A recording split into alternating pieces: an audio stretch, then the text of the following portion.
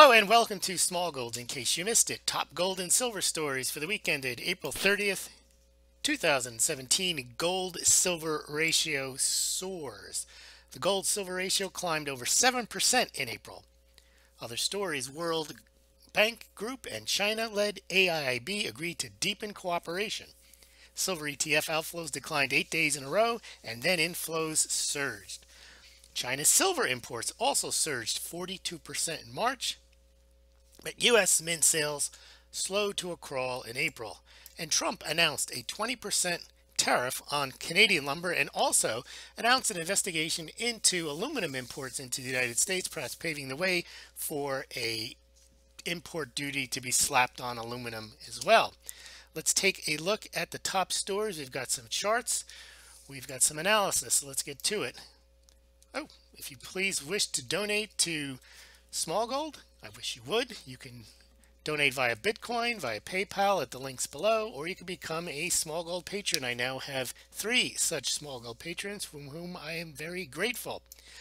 So, top stories of the week. Trump kicks off inflation with a 20% tariff on Canadian lumber and launches investigation into aluminum imports. As we discussed last week when we talked about Trump setting up an inflation zone in the United States, well, we then learned this week that Trump had slapped a 20% retroactive tariff on Canadian lumber. That's going to make finished goods that are made out of wood, including homes, more expensive. There should be a direct correspondence in the amount of the price increase on the wood to the finished goods. Any goods made with wood, we're going to see that price increase.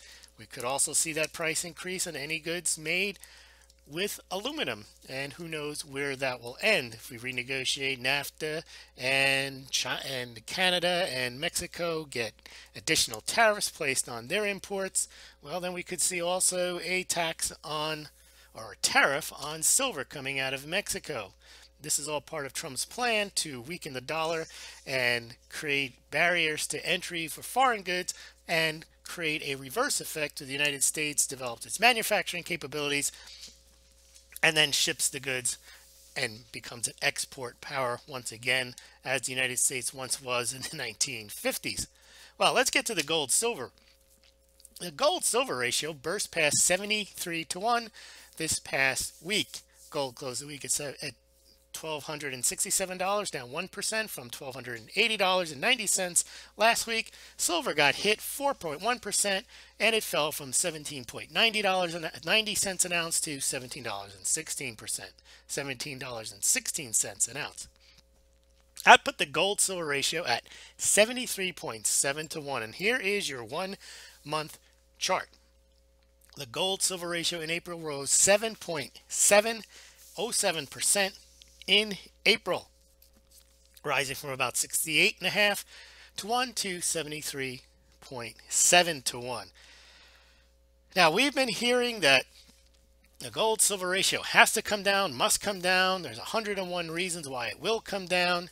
Well, all of those reasons have been around for the last 5 years, for the last 10 years, for a long period of time.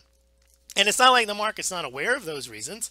It's not like traders don't know the relative scarcity of silver to gold. It's not like buyers of gold and silver are not aware of these points.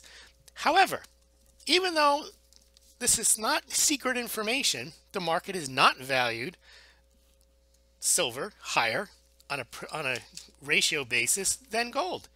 In fact, the gold-silver ratio has been climbing ever since the U.S. went off the gold standard. Remember, during the gold standard, let's take a look at some charts. I'm going to show you something here. Now, here's the 5-year gold-silver ratio. People were yelling and screaming that the gold-silver ratio had to go lower back in 2013. They made the same case in 2014, 15, and so on, and yet the gold-silver ratio continues to persistently be above 50. Let's go back now to 1971. The last time the gold-silver ratio was in the 16-1 ratio was when the price of gold was set by statute, by the Gold Act of 1934, at $35 an ounce. So when the gold was statutorily set, the price at $35 an ounce, well, that prevented the gold price from going higher. And since silver was not subject to a fiat pricing, the price of silver would go up. However, once Nixon took the United States off the gold standard, the Bretton Woods agreements in 1971, and then and it was no longer part of the monetary system, and then at the end of 1974, when American citizens were allowed for the first time to own gold since 1933, well, that drove the demand for gold. And since the price was no longer locked at $35 an ounce, gold rose. And the gold-silver ratio started to climb. The only time that the gold-silver ratio went back down closer to 15 to 1 was during the incredible period of 2 months in 1980 during the Hunts brothers fiasco, when they tried to accumulate large amounts of silver and were shut down. That's when the price rose to $50 an ounce back in 1980. But you can see that was short-lived. Boom, right back up into the 30s. And ever since then, the gold-silver ratio, despite all the relative rarity arguments, has not gone back down to 16 to 1.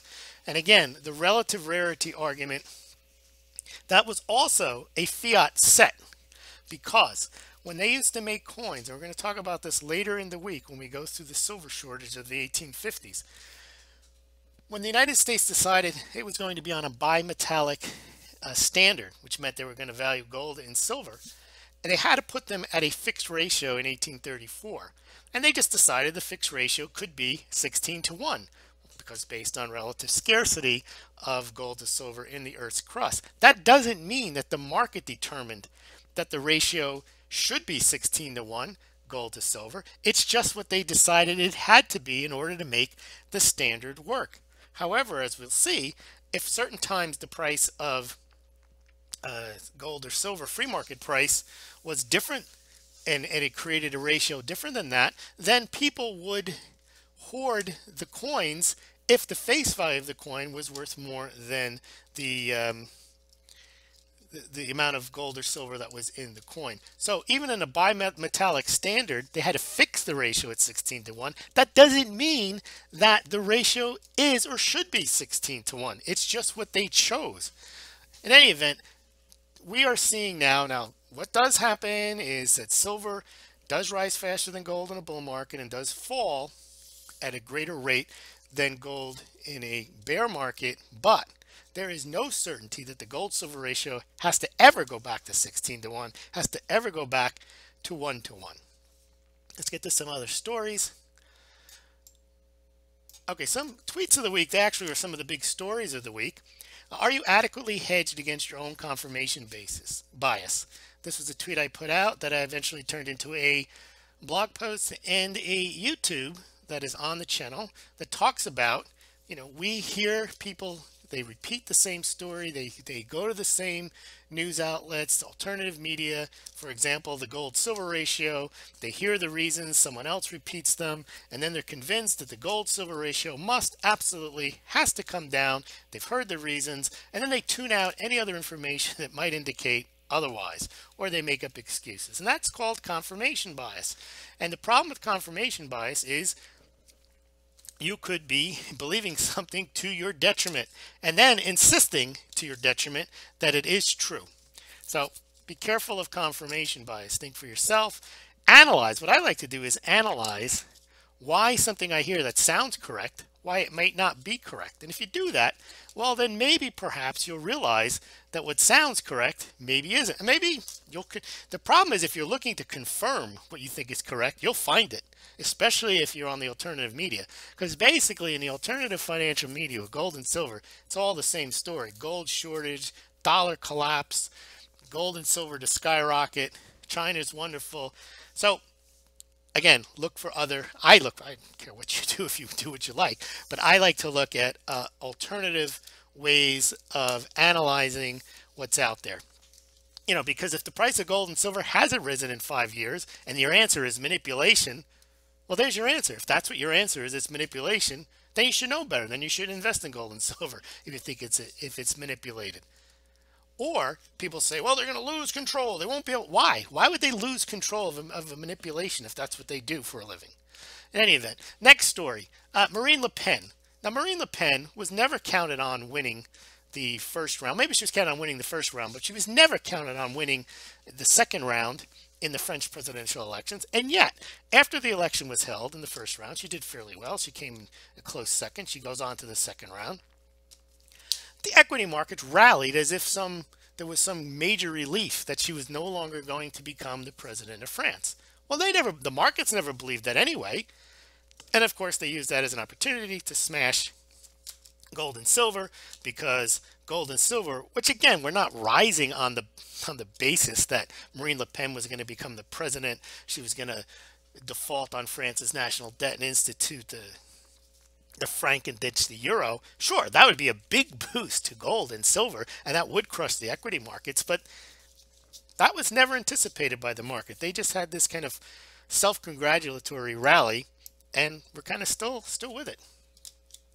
Now, as discussed last week about Trump creating inflation, well, he actually went ahead and started this trade war with Canada by slapping a 20% plus tariff on Canadian lumber. Now, here's one for all you China fans. Now, people attribute to China and Russia these wonderful attributes as countries because they buy gold, they play the long game, they're sound finances. No, they're not, especially China. Here's a story here. China seeks to cement globalization credentials at the Silk Road Summit.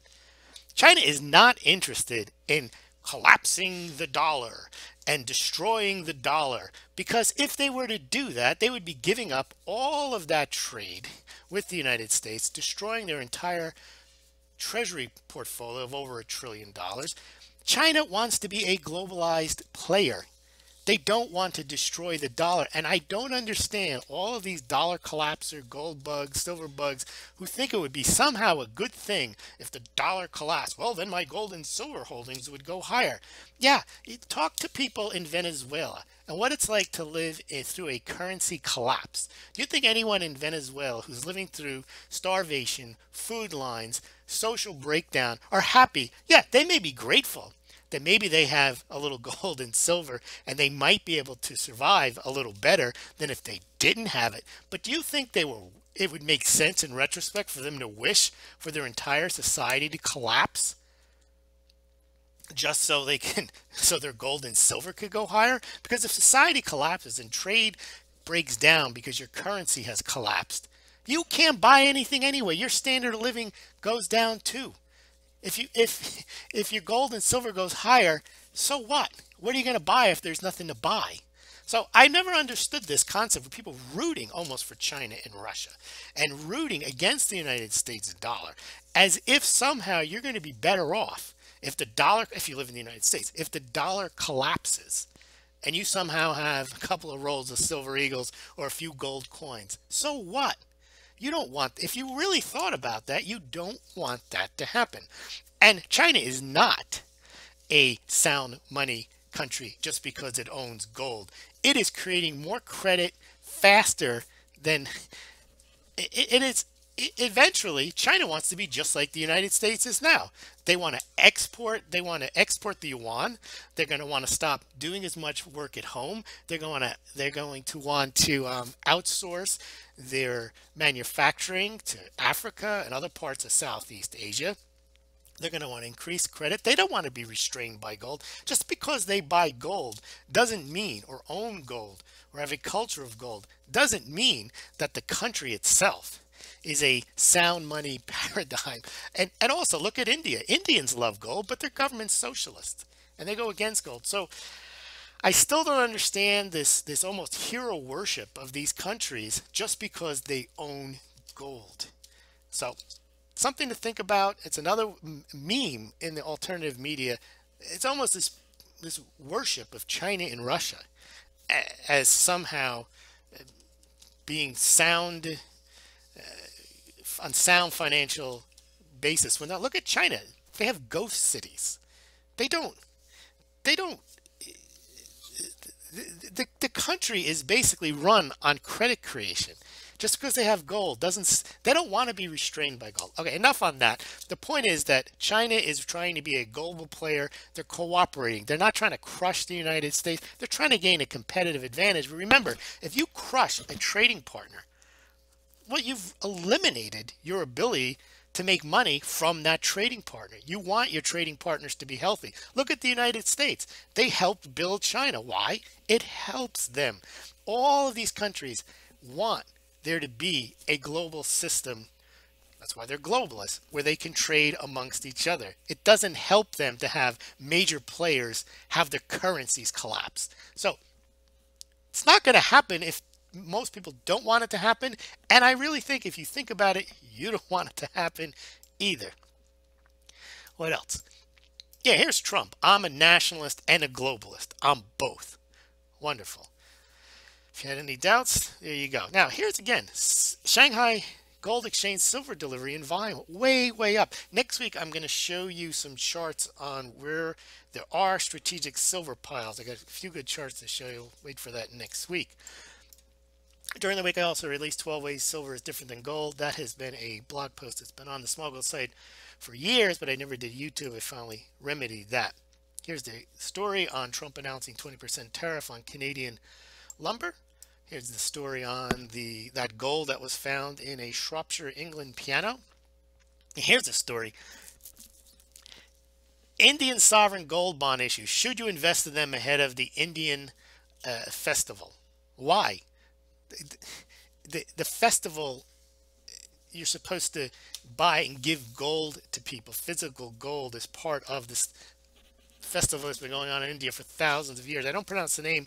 Maybe some of my Indian friends can help me out. Askaya Tritiya. I don't know if that's correct, but anyway, why would you give gold to the government and get a bond in exchange ahead of this festival? De-dollarization. Here's the link. You can read it. World Bank Group and China-led AIIB agree to deepen cooperation. Of course they do. They're not at odds with each other. They're at odds for competitive advantage, but they don't want to destroy each other. In fact, most of the countries in the AIIB, almost all countries, major countries, are in the AIIB, other than the United States.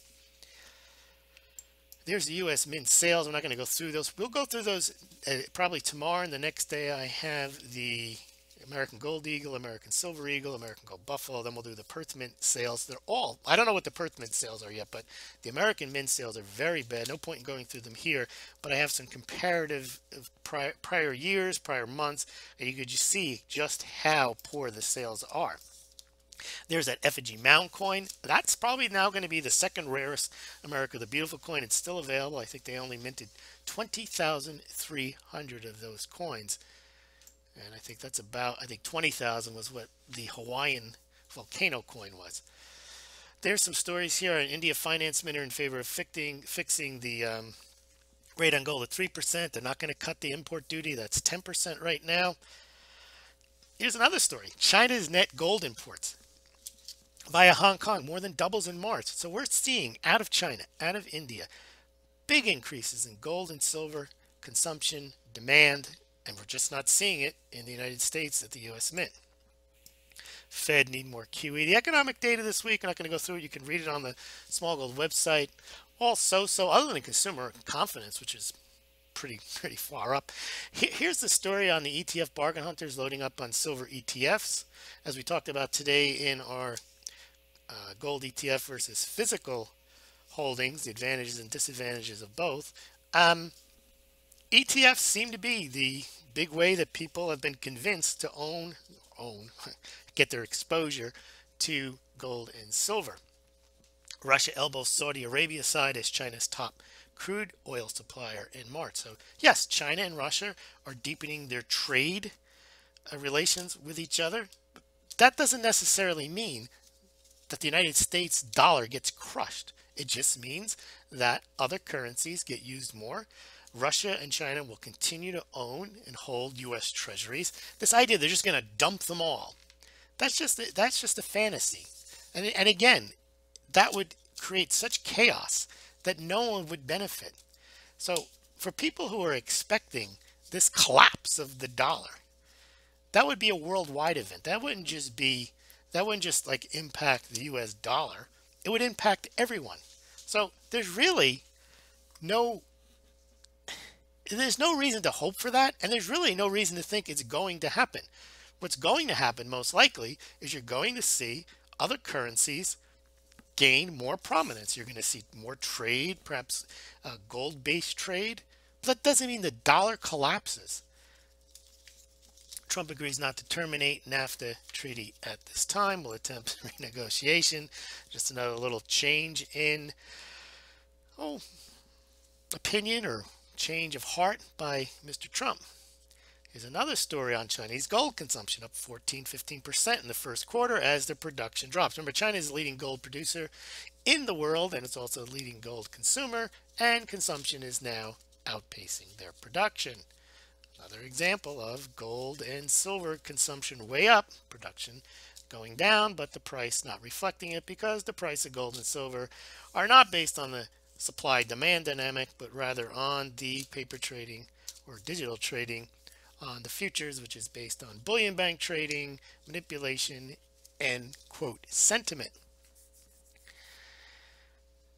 Here's another one. China sales expected to grow, gold sales in India, not China, 30% during the festival season. Another example of gold demand very, very robust in Asia.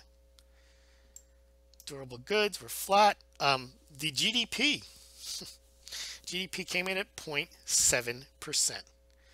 So they're talking about raising interest rates. And remember, I predicted that they would raise rates in 2015 once. I predicted they would raise them in 2016 once. And I said in 2017 they'd probably raise them twice. They've raised them once already. We hear other people talking like Peter Schiff. Oh, I wasn't wrong. I said they wouldn't raise rates, but they didn't. They only raised them a few times. Well, that's not the same thing as them not raising rates. So I was right. Unequivocally, I said in 2015, when everyone was saying they can't raise rates, they can never raise rates, derivatives, and throwing out all these big words about how they couldn't, never, anyone who thinks they could is a moron. I said they'd raise them once, and then I said at the end, when they raised them in 2015, I said, yeah, they'll talk about raising them 3 or 4 times in 2016, but they won't do it. They'll just keep talking back and forth, and they'll eventually raise them once. And that's exactly what they did. And then at the end of 2000, when they did that rate hike, I said they'll talk about it again, but this time they'll probably raise them 1 or 2 times. They've already raised them once. And the reason they do that is the United States, because it's the world reserve currency, has to pay a rate of interest. And they can't go negative. They cannot be, and it's also a way of attracting other countries.